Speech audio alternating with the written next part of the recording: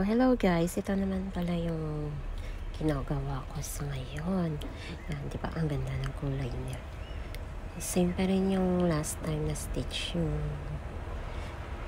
ginagawa ko para dito sa coin purse. Ayan.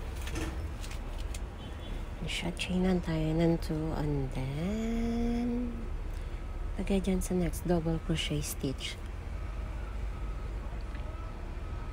Then, 3 double crochet stitch siya.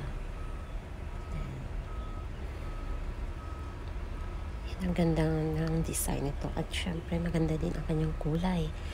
Ang kulay ng yarn. Maganda siya. Multicolored na po siya. 5 ply manako. Ayan yung gamit ko. At saka 2mm yung hook na gamit ko. Ayan, after ng 3 double crochet stitch. Ayan, maganyan tayo. Para siyang slip. Para may bakod-bakod siya na design. 4 times naman siya guys na gagawin natin. 3, 4. And then sa next, magganyan tayo para sa close siya. Ayan. And then, mag-chain tayo sa next na hole. Ayan. Chain tayo ng 3. That 1, 2, 3, and then done siya. And ulit na naman ng double crochet stitch.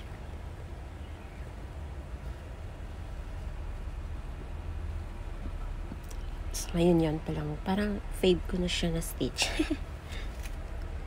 Ang cute kasi. Diba? Ang ganda ng kanyang outcome. Super bilis na siya gawin. Ayan.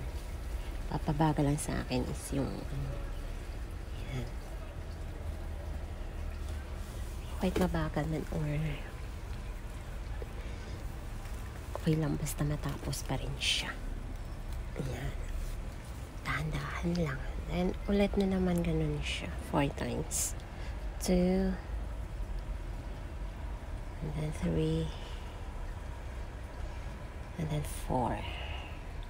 Ganyan na. Diba, mas maganda siya. Then, next ulit, para sa close.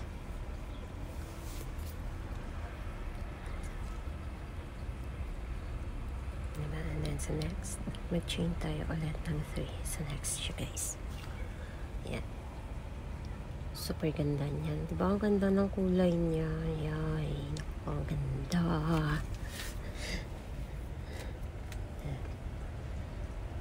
Ang ganda ng kulay.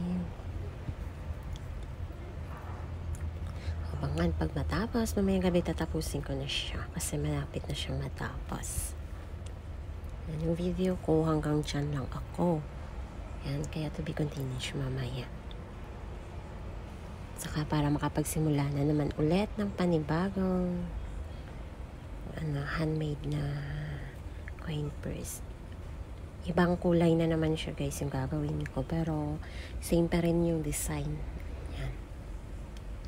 Sa next na lang ako mag-practice ng maggawa ng ibang design.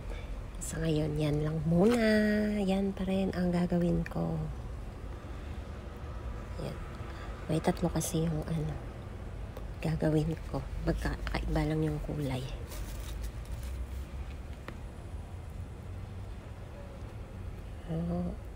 Okay na din naman siya. So, ayan na siya guys. Hanggang dyan lang ako. Kaya tatapusin ko siya mamayang gabi. O diba, ang ganda. Wow na wow talaga. Handmade yan. Ayan. Pinaka-easy stitch lang siya. Thanks for watching.